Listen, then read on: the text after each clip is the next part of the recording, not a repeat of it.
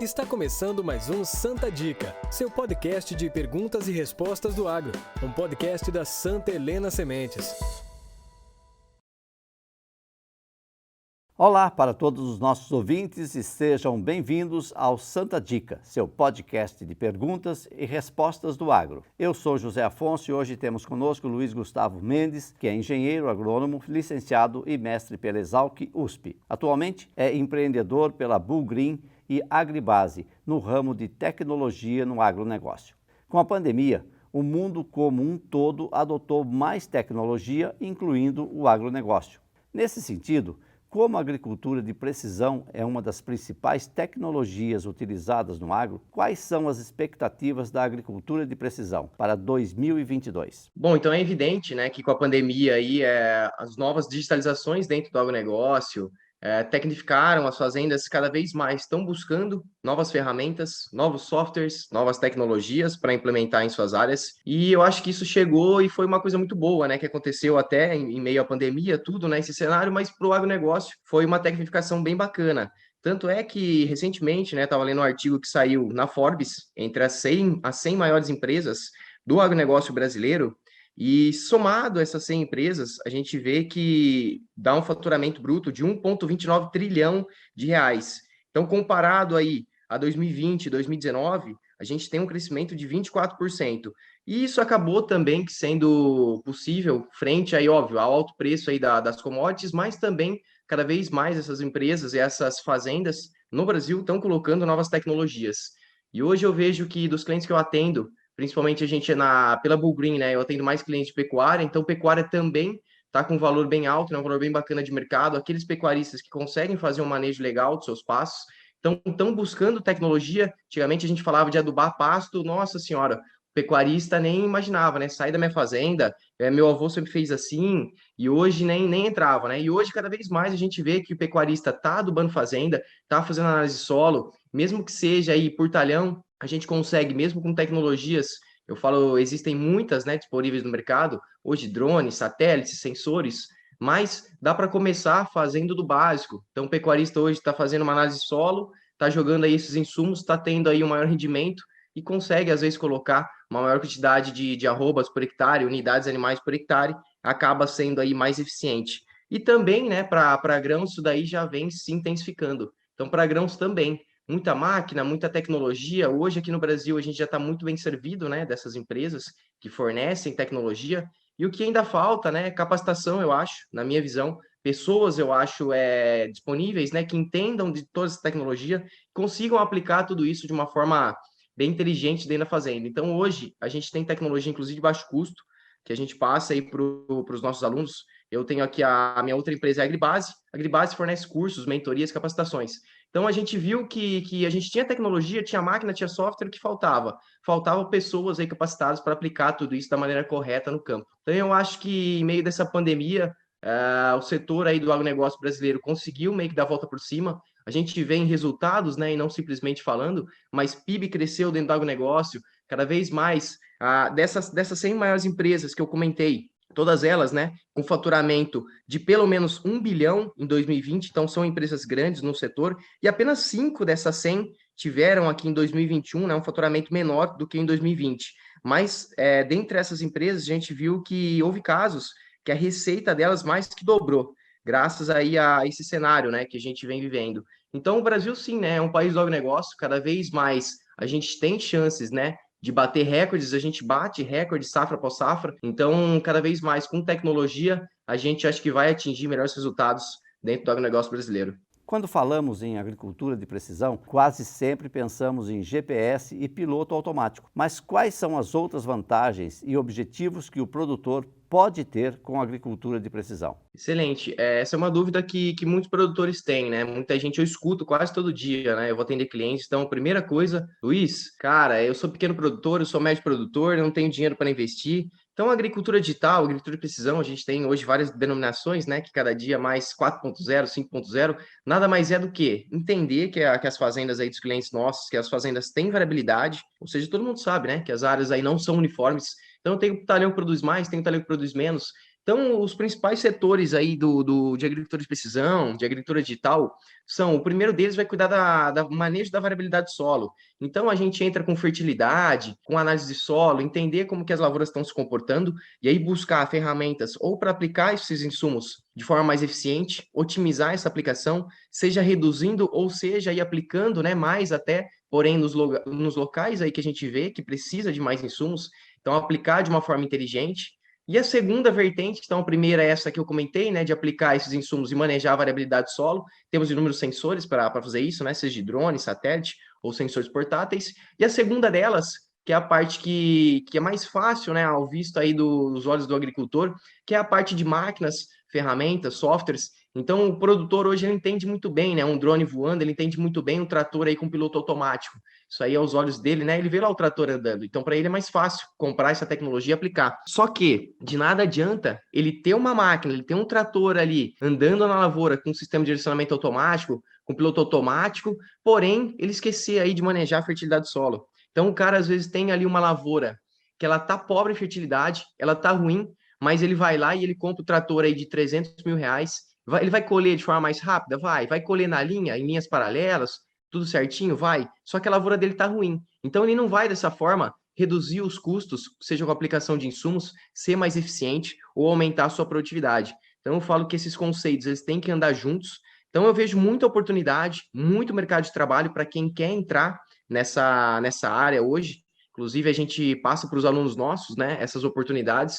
Então, a agricultura de precisão, a agricultura digital, não é só o GPS, não é só o trator, não é só a máquina. É entender a lavoura inteira como um todo. Hoje as fazendas, elas estão, empresas agrícolas, né? A gente vê, mesmo pequenas fazendas, médias fazendas, com faturamento anual aí de R$ 1 milhão, R$ 5 milhões. E, às vezes, esses produtores não têm um sistema, um software de gestão, eles não têm ali um controle, né, do que está acontecendo no campo. Então, sim, a gente tem muito mercado. Para quem está desejando aí uma nova oportunidade, esse ramo aí de agricultura digital, de agricultura de precisão, seja para manejar a fertilidade do solo, seja para colocar essas máquinas, drone, satélite, entender, usar sensores e equipamentos para entender como que a lavoura está se comportando, eu acho que cada vez vai vir mais a calhar dentro das lavouras aí dos clientes que a gente atende. E hoje a gente tem, inclusive, tecnologias de baixo custo. Então, a gente tem aplicativos de celular que funcionam como sistema de direcionamento automático, né, como piloto automático. A gente tem um deles que chama navegador de campo. Ele cria linhas paralelas. Então, para aqueles agricultores que não têm uma máquina, piloto automático, que hoje, às vezes, um kit, né, custa aí com as assinaturas 60, 80 mil reais, dependendo aí do valor que tiver o dólar. O cara consegue, às vezes, fazer isso daí de uma forma não tão precisa, né, mas com um aplicativo ali de celular. Eu brinco, né, eu falo que para quem está morrendo afogado, jacaré é toco.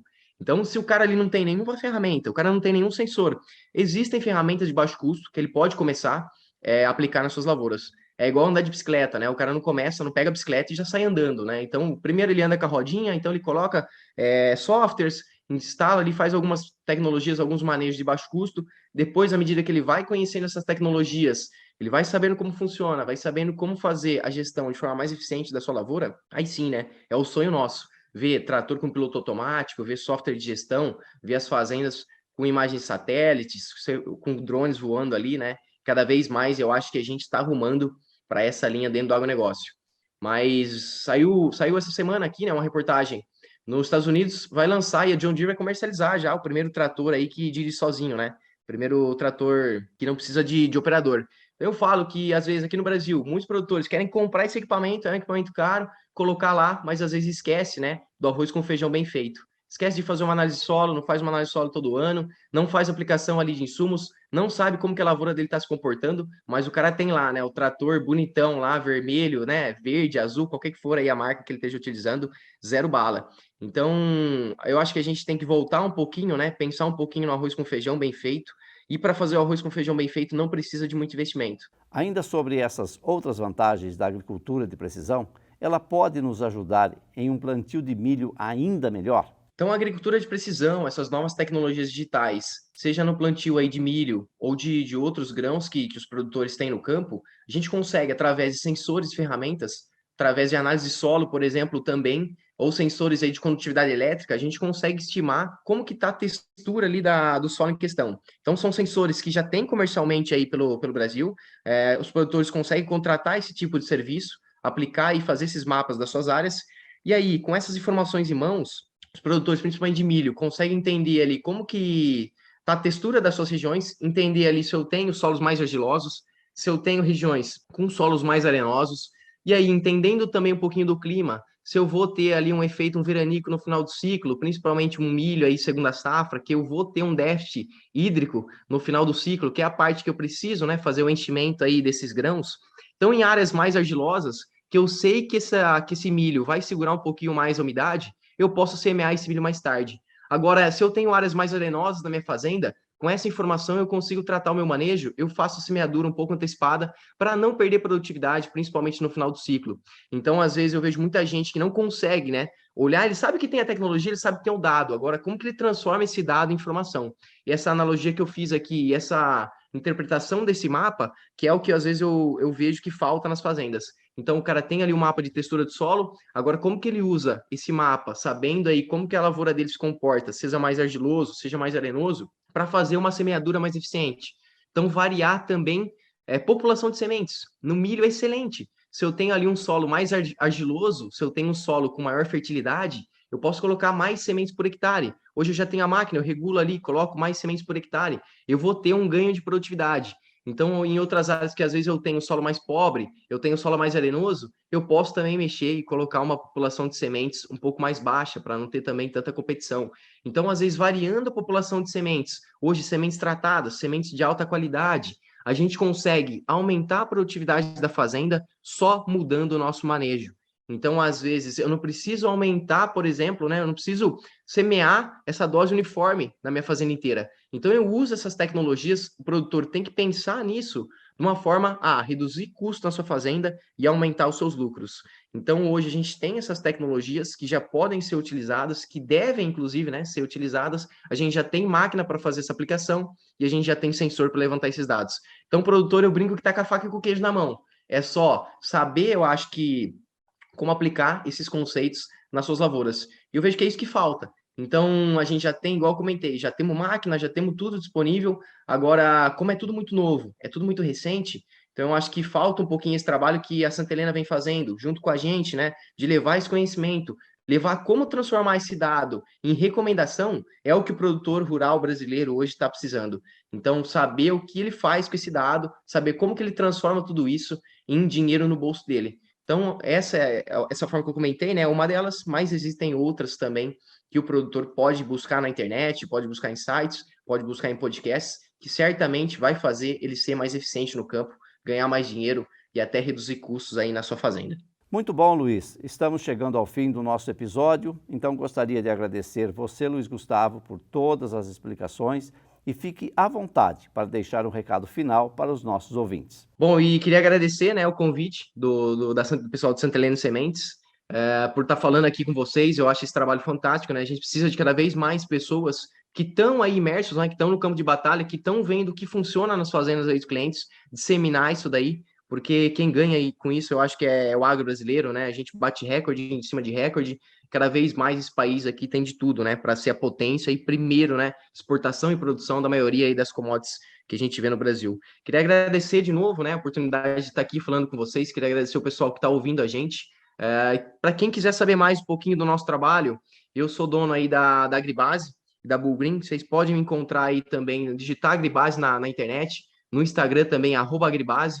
O meu Instagram pessoal, @Luiz Gustavo O Guia. Então, @Luiz Gustavo O Guia. Então, obrigado aí o pessoal do Santa Helena Sementes pelo convite. O pessoal que está ouvindo, se precisar procurar a gente aí nas redes sociais, é só digitar aí na internet que vocês vão conseguir falar com a gente. Grande abraço. Obrigado a todos os ouvintes do Santa Dica, o podcast do Santa Helena Sementes. E não se esqueçam que você também pode enviar sua dúvida que podemos responder nos próximos episódios. Nos acompanhe nas mídias pelo nosso Facebook, SH Sementes, ou Instagram, @Santa Helena Sementes. Até o próximo Santa Dica. Esse é o Santa Dica, um podcast exclusivo com conteúdo sobre milho e sorgo da Santa Helena Sementes. Quer conhecer mais sobre nós? Estamos no Instagram e Facebook ou em nosso site santelenasementes.com.br. Se é Santa Helena, pode confiar.